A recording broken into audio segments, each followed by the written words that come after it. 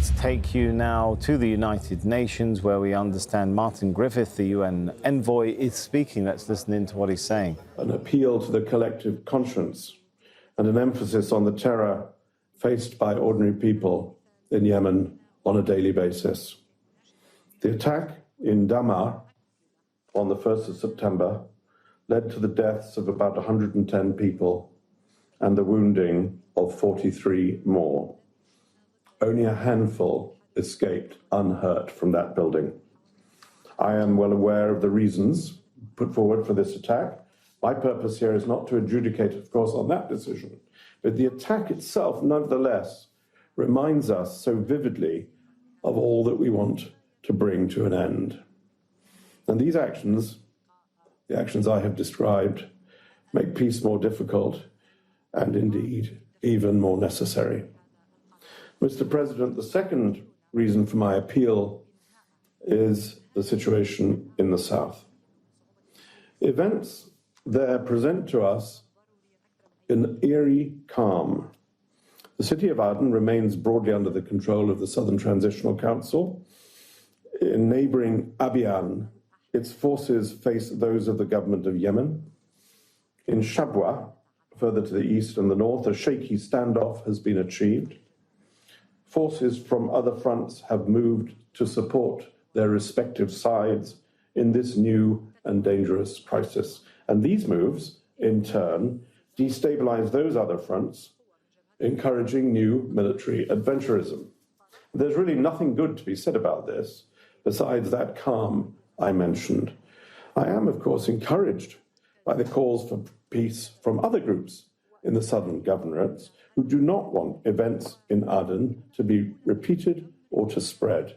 Nevertheless, the risk of further fragmentation and of violence and displacement is real.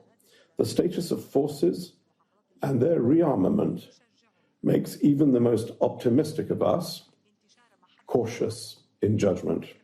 And I condemn, as I did last month, to this Council the unacceptable efforts by the Southern Transitional Council to take the control of state institutions by force. The functioning of state institution is a necessity and must prevail. In Jeddah, the Kingdom of Saudi Arabia is intensely focused on mediating a solution. We discussed this at the last meeting of this Council on the 20th of August. I wish them every success. They are indeed, as I said then, the indispensable mediator, and they frankly bring real meaning to the phrase that their success will be our success.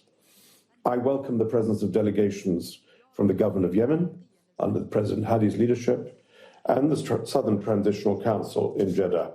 And I can imagine and know that this council joins me to wish the Saudis, their leadership, and the two delegations every success in their crucial effort to reduce this threat to Yemen's, frankly, to its existence. As many have said before, the lasting and resounding message from developments in the south is a clarion call for an urgent need to end the conflict in Yemen as a whole. And as President Hadi told me last month, we need to urgently make progress for the war not to expand further. And there is simply no argument, no choice, no better use of our energy now than that endeavor. We see, therefore, the war not merely continuing to wreck the lives and livelihoods of men and women in Yemen, but we also see it threatening to metastasize into something that threatens the existence of Yemen itself. And so we must move, Mr. President, to end it, and end it soon. Mr. President, despite this admittedly very grim picture, we had some limited progress this month. Since my last briefing, the parties have taken further steps towards implementing the Stockholm Agreement. On 8th and 9th of September, the parties held the 6th joint meeting of the Redeployment Coordination Committee in the Red Sea to discuss ceasefire enhancement, disengagement from the front lines, and the implementation of plans for redeployment of forces. The meeting was held in a very positive and a very pragmatic atmosphere, and I'm grateful to the leaderships of the parties who made this so, and their representatives present on that vessel. I'm very pleased to say that the tripartite ceasefire and de-escalation mechanism is now alive and well, and a joint operations center has already been set up and running for a full week. This mechanism, perhaps overdue, allows for greater communication between the parties with liaison officers physically present on a 24/7 basis and with contact with commanders on the ground to prevent military escalation.